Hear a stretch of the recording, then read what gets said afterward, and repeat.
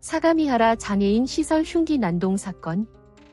사가미하라 장애인 시설 흉기 난동 사건은 2016년 7월 26일 일본에서 발생한 묻지마 대량 살인이자 증오 범죄 흉기 난동 사건이다.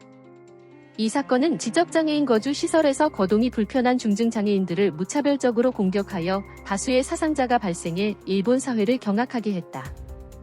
2016년 7월 26일 오전 2시 10분경 츠쿠이야마 유리원 장애인 시설에 출입문이 잠겨 있었지만 우에마츠는 자신의 혼다 시빅 차량에서 해머를 꺼내 창문을 깬 후 시설 안으로 침입한다. 침입해 야근하던 경비원 1명과 시설 직원 8명, 총 9명을 밴드로 결박하여 비상계단과 방에 묶은 뒤 열쇠를 탈취한다. 이후 잠을 자고 있던 입소장애인들을 칼로 찔러서 상해를 입혔다. 난동이 벌어졌음을 파악한 다른 시설 직원이 급히 경찰에 신고했으나 경찰이 출동한 새벽 2시 30분경에는 이미 상황이 종료되어 있었다. 범인 우에마츠 사토시는 사건으로부터 2시간이 지난 후 범행에 사용된 시칼을 비롯한 흉기들이 든 가방과 함께 츠쿠이 경찰서에 자진 출두하고 범행을 자수했다. 자진 출두한 우에마츠 사토시는 세 자루의 칼을 소지하고 있었으나 사건 현장에서 피가 묻은 칼 2자루가 더 발견되었다. 입소자들의 상당수가 제대로 거동도 하지 못해 저항할 힘이 전혀 없는 중증장애인이었고 잠을 자다가 무방비 상태에서 습격을 당했기 때문에 피해 규모가 상당히 컸다. NHK의 보도에 따르면 최소 25명 사망, 45명 부상이라고 하며 교도통신에서는 19명은 심폐정지 상태, 20명은 사망했다고 보도했다. 사건 발생 직후 소방당국과 경찰 간 피해 규모 집계에 다소 차이가 있었으나 최종적으로 집계된 수는 19명 사망, 27명 부상이었다. 결론적으로 사망자 수는 14명이 사망한 도쿄 지하철 살인가스 사건보다 5명이 더 많았다. 피해자들을 치료한 병원 측에 따르면 대부분의 환자가 목뼈에까지 칼이 닿았을 정도로 심각한 상해를 입었다고 한다. 뒤이은 NHK의 보도에 따르면 우에마츠 사토시는 의도적으로 중증장애인만 공격한 것으로 보인다고 하는데 시설에 경증장애인도 많이 있었지만 공격당한 경증장애인이 거의 없었기 때문이다.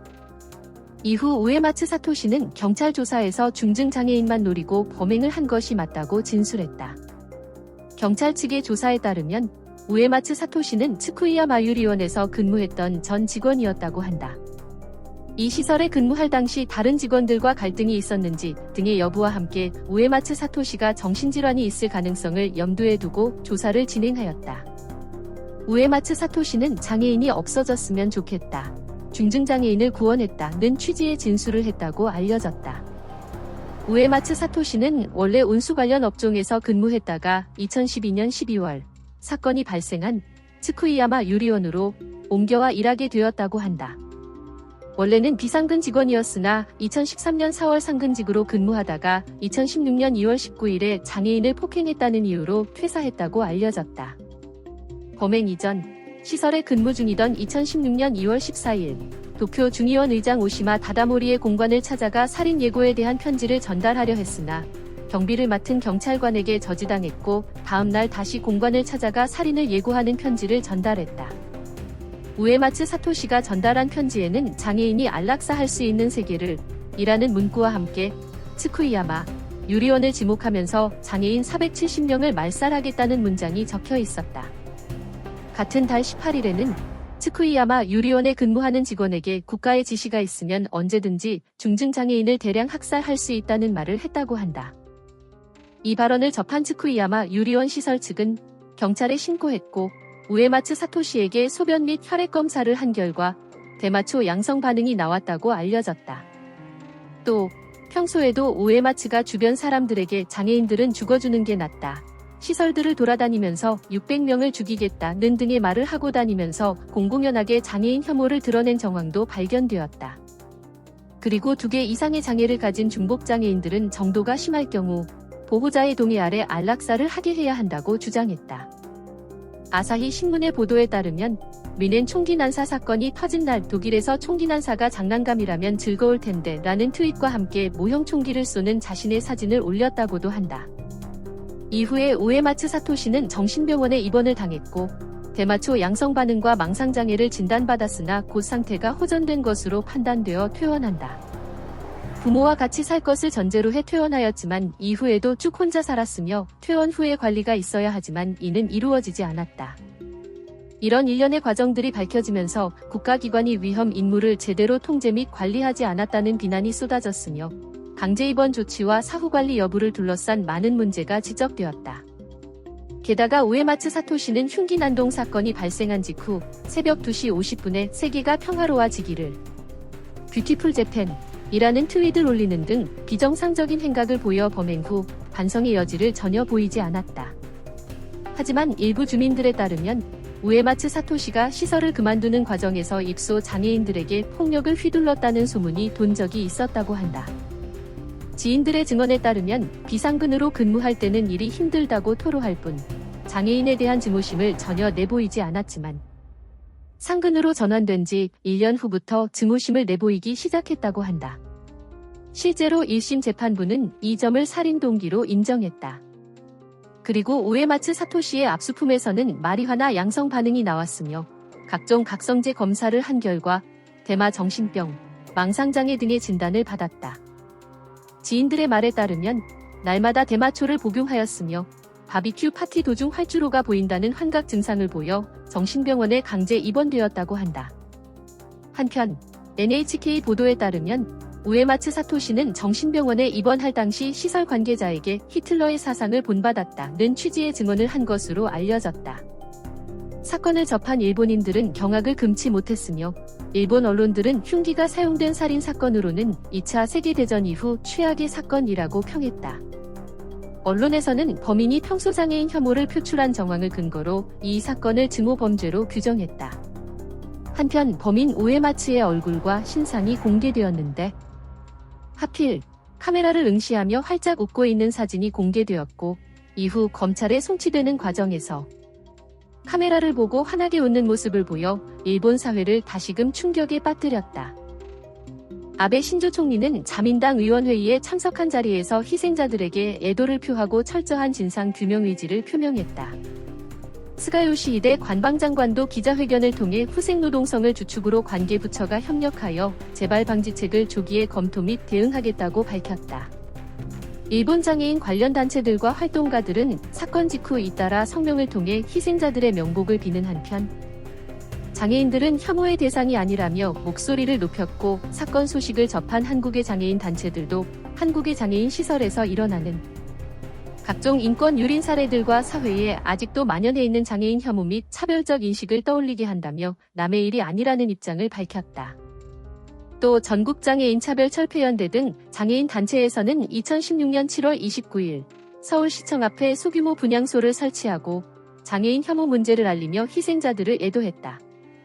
한편 트위터에서는 중국계 일본인이자 극우 언론인 및 평론가인 스핑은 이 사건에 대해 저항도 하지 못하는 중증장애인들 상대로 흉기 난동이 벌어지고 있는데 시설 직원들이 왜 그걸 막지 못했느냐는 취지의 트윗을 올렸다. 하지만 이 트윗에 대한 일본 트위터 유저들의 반응은 매우 부정적이었다. 대부분 장애인 시설 직원들이 무슨 정예 전투요원이라도 되는 줄 아느냐? 요양보호사들은 문자 그대로 입소자를 돌봐주는 사람들이지 전투에 특화된 직원이 아니다 라는 등의 멘션을 보내 사태의 책임을 시설 직원들에게 전가하는 듯한 태도를 지적했으며 심지어 이 사람의 팔로워 중 같은 우익 성향을 가진 사람들조차 애초에 장애인 시설에 교도소급 철통경비를 하는 것도 아닌데 그런 시설 경비원들 영세업체 직원들인데다 나이 많은 사람들인데 뭘 더 바랍니까? 등의 멘션을 보냈을 정도였다. 특히 전현직 사회복지 종사자들과 자원봉사자들의 비판이 많이 쏟아졌는데 야간에는 직원이 많아야 2~3명이 고작인데다 그나마도 이런 시설에 상주하는 야근 직원 1인당 돌보는 입소자가 거의 30여 명에 달하는 등 종사자들의 열악한 근무 여건을 근거로 들어 이런 상황이라면 막을래도 막을 도리가 없는데 무슨 말도 안 되는 이상만 떠드냐는 게 중론이었다. 영화감독이자 다큐멘터리 제작자인 고레에다 히로카즈는 이 사건에 대해 요즘 일본 사회가 관용을 잃어버리고 있는 것 같다고 말하며 단순히 범죄자를 배제하고 격리해서 해결하는 것이 아니라 그 원인이 된 사회적 요인을 파악해 가야 한다고 말했다. 한편 일본 법무성에서는 이유와 범죄인 인도협약을 맺기 위해 사형제도를 한국처럼 유지만 하고 사형 집행은 하지 않는 방향으로 사형제도 개선이 추진 중이었으나 이 사건 때문에 재검토에 들어갔다고 한다.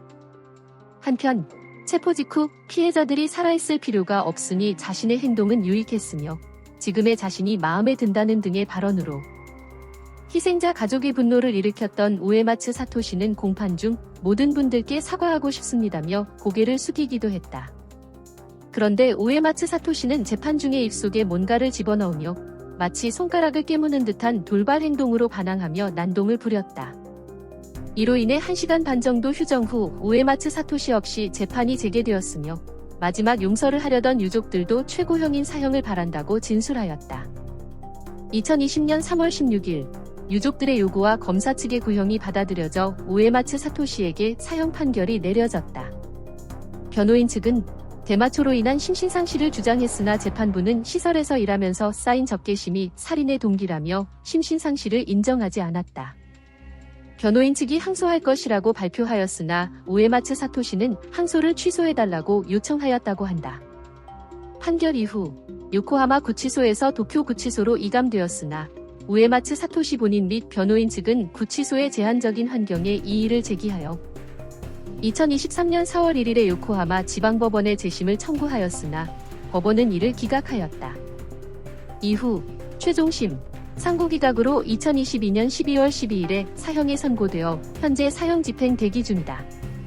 2017년 7월 24일에는 이번 사건의 억울한 희생자들을 기리기 위해 가나가와현이 주최하는 가나가와 합동추도식이 열렸다.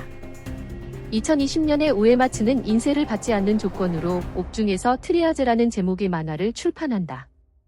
이 만화는 현재도 일본 아마존에서 킨들판으로 판매 중이다. 19명을 살해하여 사형 선고를 받은 잔혹한 범죄자에게 만화를 출판할 수 있게 허락해준 일본 정부기관이 도저히 이해가 가지 않는다. 피해자 유가족이 파렴치한 범죄자가 출판한 만화를 보게 된다면 얼마나 괴로울지 상상이 가지 않는다. 2차 가해로밖에 보이지 않는다.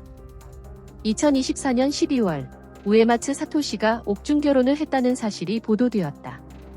배우자인 여성은 우에마츠 츠바사이며 그녀는 15세이던 당시에 지적장애인 남성에게 성폭행당한 사실이 있었으며 그 이후에 우에마츠 사토시가 일으킨 사건에 관심을 가지게 되었고 우에마츠 사토시와 여러 차례 서신을 주고받다가 변호사의 도움으로 법적으로 배우자가 된다.